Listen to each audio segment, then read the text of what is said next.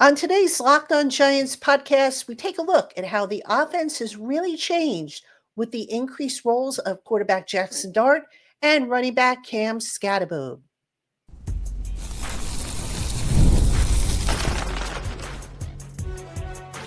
You are Locked On Giants, your daily New York Giants podcast. Part of the Locked On Podcast Network, your team every day. Hello, New York Giant fans, and welcome to another edition of the Locked On Giants podcast, part of the Locked On Podcast family, your team every day. I'm your host, Patricia Traina, credential member of the Giants media for Locked On, as well as for New York Giants on this side, which is where you can find all of my written work. And as always, we welcome on in our Blue Crew community members, our everydayers, our newcomers, and everybody in between. And thank you so much for spending part of your day with us here on the Locked On Giants podcast. All right, happy Friday to everybody. On today's show, I thought it would be fun to kind of take a look at how the Giants offense has kind of changed a little bit with Jaxson Dart at quarterback versus what they were doing earlier in the year with Russell Wilson. So that'll be our first segment for today. Then in segment number 2, I call it a scat stat. Say that 10 times fast, right? So we'll take a look at Cam Skattebo and how the league is kind of adjusting to him. There's a really cool stat that I came across that I want to share with you. It just kind of shows how things are changing when he's in the game as well. So we'll look at that. And then finally, in segment 3, I call it Denver Nuggets. And of course, I know that's the name of a basketball team, but just little things about the upcoming game this weekend between the Giants and the Denver Broncos. So that's our list of topics for today. Again, welcome on in to everyone. All right, let's take a look at Jaxson Dart. Now, one of the things I was curious about was how much has the offense changed in terms of the routes the receivers are running, the types of passes that Jaxson Dart is being asked to execute. And I want to start the segment off with a quote from offensive coordinator, assistant head coach Mike Kafka, who was asked that question today on Thursday about the changes in the route concepts and whatnot for Jaxson Dart. So let me place that for you first, and then I'll break down some information for you.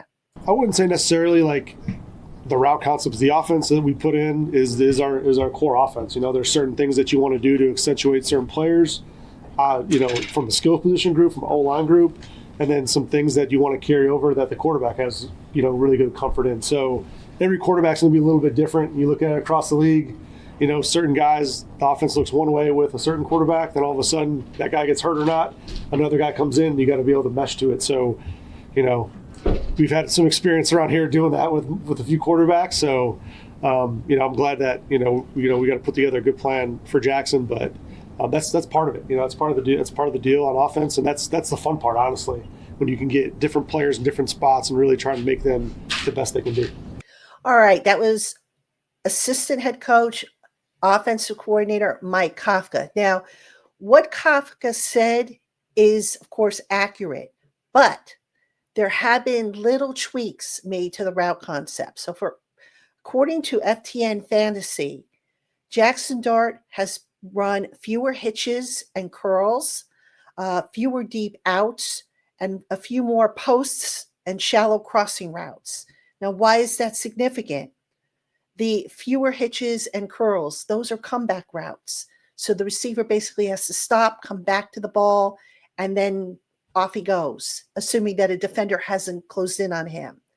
It is high time the Giants have reduced some of those comeback routes, because while there's a time and a place for them, these receivers that the Giants are left with don't exactly do a great job of separating. All right. So they're not very elusive when a defender closes in on them. Malik Neighbors was, but really he's the only one who really was. So they're kind of thinking more vertical with Jaxson Dart. And, the crossing routes, the shallow crossing routes in particular, get these receivers in motion. They're coming across the back, the second level there, get the ball to them and boom, let them take off. Let them build up a head of steam and boom, they can take off and pick up the yards after the catch. So in taking that into consideration, I looked at some of the numbers. All right. So I broke it down weeks 1 through 3 when Russ Wilson was the quarterback, and weeks 4 through 6 with Dart as the quarterback. These numbers per True Media. All right. So weeks 1 through 3, Russell Wilson averaged 7.1 yards per attempt. He had 3 touchdowns, 3 interceptions. There was a average of 9.4 average air yards. The receivers were averaging 4.9 yards after the catch, and the Giants were blitzed only 19% of the time in passing downs. So how does that now compare to Jaxson Dart in weeks 4 through 6? All right. Jaxson Dart averaging a little less yards per attempt, 5.9. Again, more of the posts and particularly the shallow crossing routes, which are, the intermediate range. Jaxson Dart, 9 touchdowns, 2 interceptions, 7.9 average air yards, right? So a little less, again, because he's not really going deep all the time or as much. 5.1 yards after the catch for the receivers. That's an increase of the 4.9 under Russell Wilson.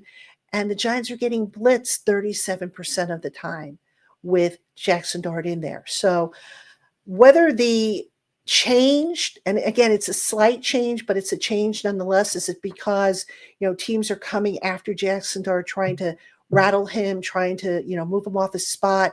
That could be it. I mean, with Russell Wilson, he's an experienced quarterback, so maybe it was a little harder to rattle him. And the hope by these defenses is, let's bring the kitchen sink at Jaxson Dart and see if he can escape it and how he handles it. So that could be behind why the Giants have made this minor adjustment. But for the most part, again, what Kafka said about how it's the same offense, basically the same concepts and everything like that, the Giants are doing a better job, I think, with Jaxson Dart of picking and choosing their spots. Jaxson Dart, for when he has to change something, doing a better job. That, to me, has been the difference. It also helps that the offensive line has done a better job protecting Jaxson Dart, that the ball is getting out of his hands quicker. Okay. So overall, the offense has looked, the passing offense in particular, has looked far smoother, I think, with Jaxson Dart in there. And oh, by the way, it doesn't hurt that the Giants have been able to run the ball a little bit better with Jaxson Dart in there at quarterback.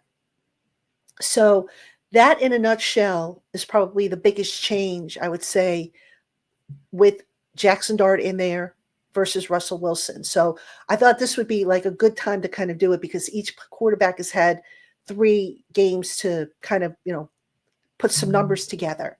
And the numbers, again, for Jaxson Dart might not look as great as compared to Russell Wilson, but there's a method behind the madness, which, again, is to get the ball out of the kid's hand fast, to, run an up-tempo offense, which is something the Giants really didn't do so much with Russell Wilson under center, and just to be more productive and try to keep the defenses kind of off balanced a little bit. So I think that all factored into the tweaks, if you will, that the Giants are running with Jaxson Dart at quarterback.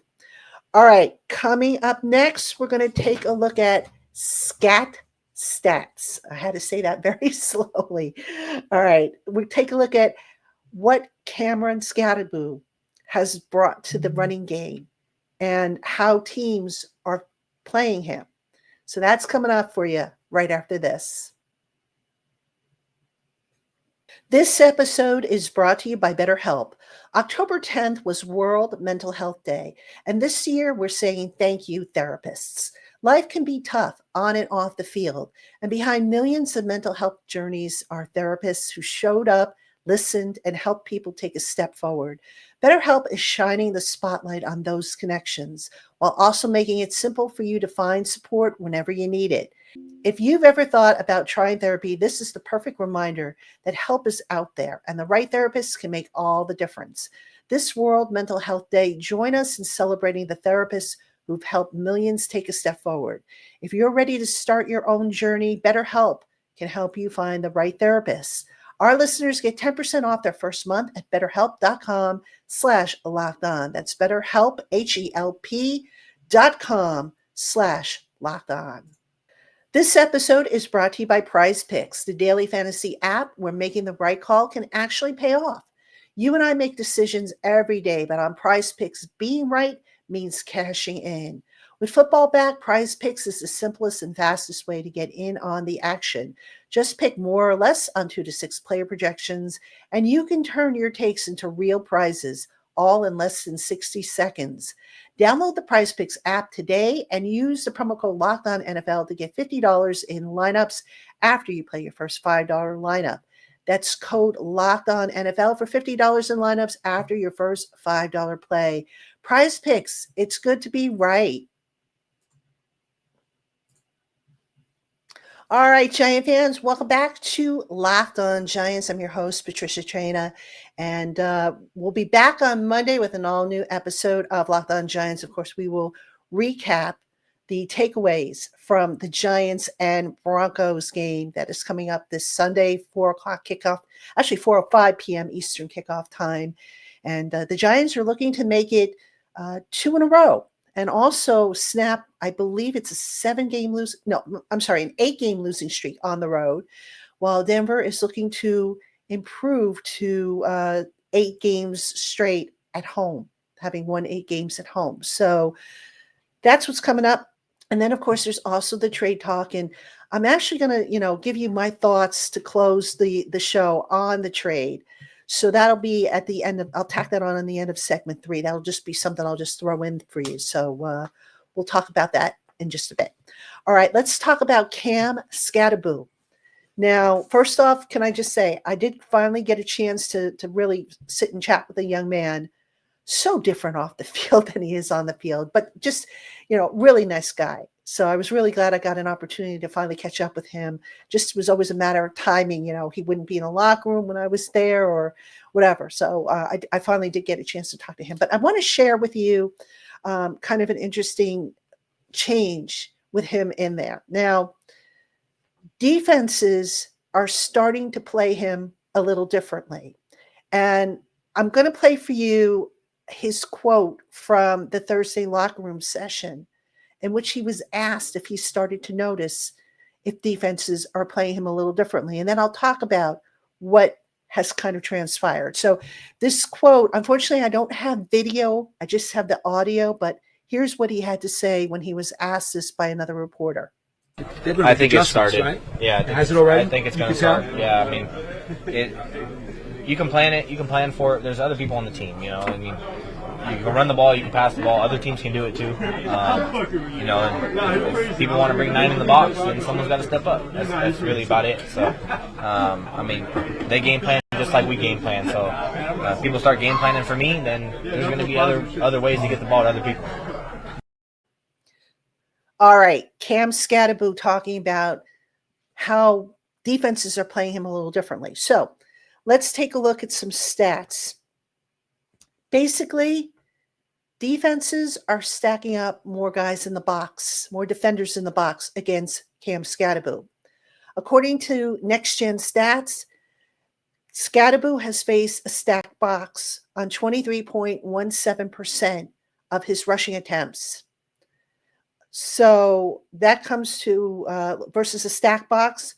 He's 26 of 90, which is a 3.5 average, 4 touchdowns versus a stack box. Now, interestingly, the Eagles really loaded the box a lot up against Skattebo, probably more so far than any other opponent that he's faced at the NFL level. Against the Eagles, 47 of Skattebo's 98 rushing yards came against a stack box. When he doesn't have a stack box, by the way, 56 attempts for 248 yards, 4.4 average, 1 touchdown, and 14 first downs. Now, just going back to the Eagles, like I said, the Eagles stacked the box against Cam Skattebo on 36.8% of the time. That according to NFL Plus. Now, Skattebo, dealing with a stack box is not easy for a running back, obviously. But there are things that can be done to kind of help the guy out. Starts with being a good decision maker, a quick decision maker, and just not dancing back there. Now, Skattebo, I have not seen that from him where he's, danced back there and hesitated. He, for the most part, good decision maker, hits the hole, but he hits it with a real thud in an effort to knock guys down.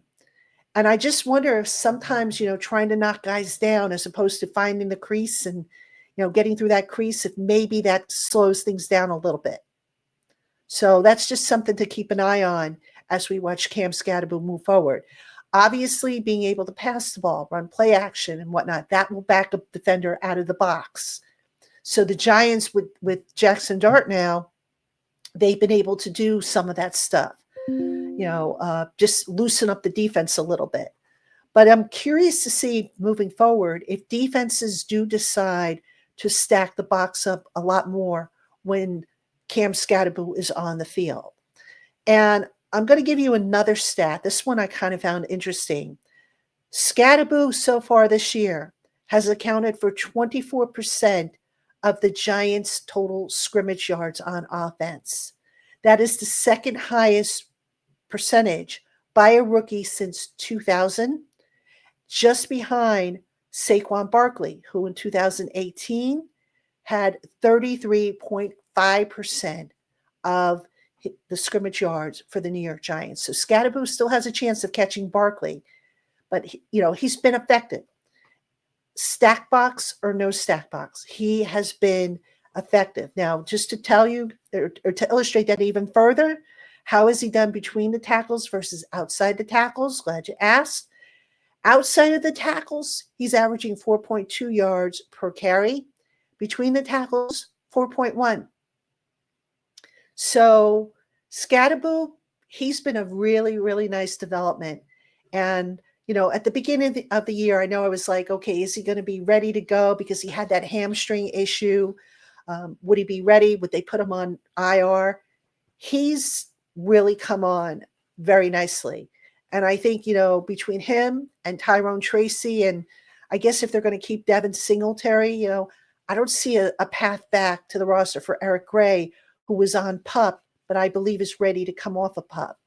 All right. So Eric Gray's kind of, not going to be in the picture. It doesn't look like.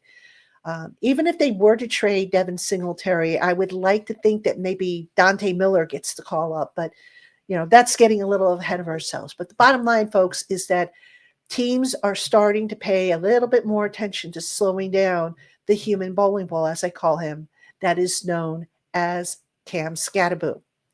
Now, speaking of Cam Skattebo and Jaxson Dart, this weekend I will post on the YouTube channel the poll for nicknames. So make sure you check out the YouTube channel in the community section. That's where I'll have the poll if you want to participate in that.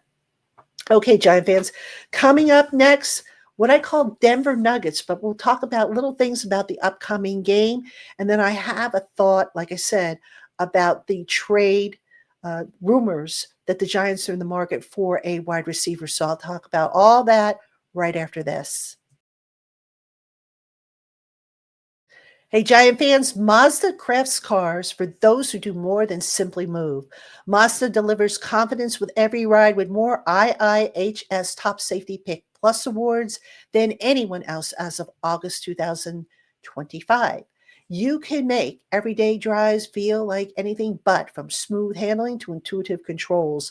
With all-wheel drive standard in every crossover SUV, you can drive with confidence through almost any season. Like our players, we sweat every detail, because when you make every move count, impossible becomes irrelevant. Mazda, move and be moved. This episode is brought to you by Rougiette. I know that you've probably heard of Viagra and Cialis, maybe even tried them, but if you're looking for something that goes beyond the usual pill, then it's time to meet Rougiette Ready. Their 3-in-1 formula dissolves under your tongue, kicks in fast, on average in about 15 minutes, while some of those usual pills can take up to hours, and the effects can last up to 36 hours, so you can always stay confident in control when the moment is right. And it's all completely online. You can read real customer reviews on their website, and over 150,000 men have already made the switch. Just head over to rougiette.com/LockedOnNFL and use code LockedOnNFL to get 15% off today. That's RUGIET.com/LockedOnNFL and use promo code LockedOnNFL for 15% off. Individual results may vary with prescription treatment. Compounded drugs are permitted to be prescribed under federal law but are not FDA approved and do not undergo FDA safety, effectiveness, and manufacturing review. Please visit the Rougiette website for full safety information. All right, Giant fans, welcome back to Locked On Giants. I'm your host, Patricia Traina. Friday edition, the Giants head out west to the Mile High City to face the Denver Broncos. Kickoff is 4:05 p.m. Eastern on Sunday. Giants looking to make it 2 in a row. First time since 2023. So let's talk a little bit about what needs to happen besides obviously the Giants outscoring the Broncos. So as we probably all know by now, the Broncos have the number 2 defense in the league. Very, very tough customer that the Giants are facing. This is a defense that does a lot of disguising. It's primarily a man defense, but against the Jets last week, they mixed it up, the coverages. This is a very aggressive defense. You've got to pick your poison. It's almost like the Giants defense in a way. Pick your poison as we're going to allocate extra resources. So I suspect the way the Giants are going to attack this defense is with the short slant game. A lot of slants, a lot of crossing routes. Take the underneath stuff. Because in the end of the Broncos defense, you've got good cornerbacks and defensive backs in general, led by Pat Surtain II. So you've got to take what the defense gives you. And for those of you who saw the Giants squad show that aired on Thursday, Mark Collins, former New York Giants cornerback, talked about that in detail. He talked about, the benefits of taking what's there and just, being patient. Don't go for the big bomb, if you will, with down the field, because chances are it's not going to be there on a consistent basis. Now, in terms of the other side of the ball, Bo Nix, yes, he can hurt you with his legs, but I feel pretty confident the Giants are going to contain him. Last week against the Eagles, they did a good job at basically containing Jalen Hurts, who can also hurt you with his legs. The key with Bo Nix, obviously, is to pressure him. There is a big difference between when you pressure him and when you don't pressure him. All right. So when Bo Nix has been pressured, he's completed 48.8% of his pass attempts, and he has been sacked 6 times. Now, remember, the Broncos are starting their third left guard this week. I don't know who it is off the top of my head, but I know they put Matt Parrott, old friend, Matt Parrott, on IR. So they're going to have a new starting left guard. When Bo Nix isn't pressured, he completes 68.7% of his passes. Right? So obviously, this isn't anything new. All quarterbacks don't want to be pressured. But with Bo Nix, there's a huge gap between when he's pressured and when he's not pressured. So the Giants, they've got to come at him. And I talked earlier in the week on another show about how the Giants' 4-man rush has been so effective. They got to continue to do that because the Broncos, if Nix can get the ball out of his hands quickly, the Broncos have some receivers who can do some damage down the field. So that's something to keep an eye on. The other key battle, I think, is going to be special teams. The Broncos special teams have kind of struggled a little bit. The Giants special teams, as I talked about on its show earlier this week, have been really, really good. So we'll see if the Giants special teams can continue to have success on, with field position and their starting field position versus the opponents. Now, one last thing I want to talk about is the idea that the Giants are going to trade for a wide receiver. People keep asking me, when's it going to happen? What's the story? Who are they looking at? I don't think, and I know it's Thursday night when I record this, okay? I do not think the Giants are going to make a move until at the earliest next week, and only if they win against Denver. Now, hear me out on this. I totally agree that the Giants could use another receiver, and that Jaxson Dart, the more weapons you put around him, the better.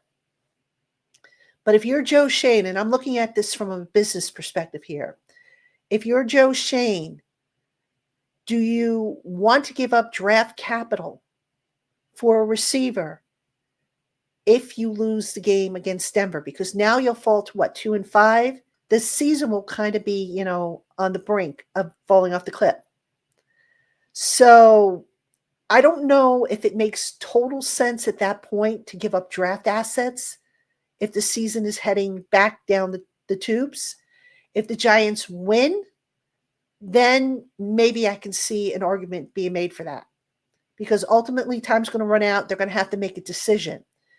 Now, as far as what receiver would I go for, I don't know that I would go for Jacoby Myers from the Raiders, who I believe is in the last year of his contract. If I'm not mistaken, I think Chris Olave has had concussion issues. I'm not sure I would go for him. If I had to pick one, I would probably say Jalen Waddle of Miami. Waddle obviously has the Alabama connection with Brian Dable, and Brian Dable has shown that he kind of likes guys that he's worked with before.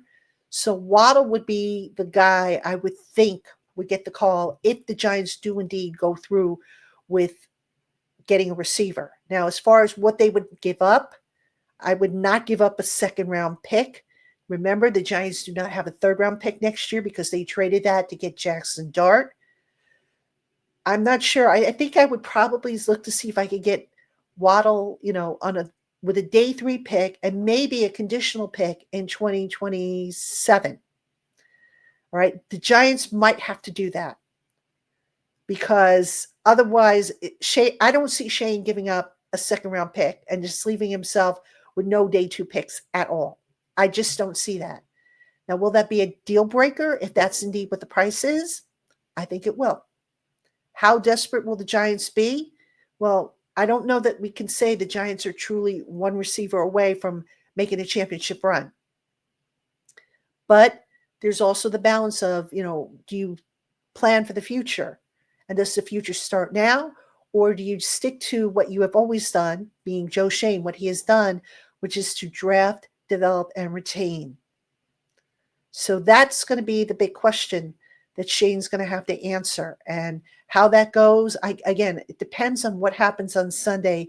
I think maybe the sense of urgency lessens just a little bit if they lose to the Broncos on Sunday. But that's just my guess.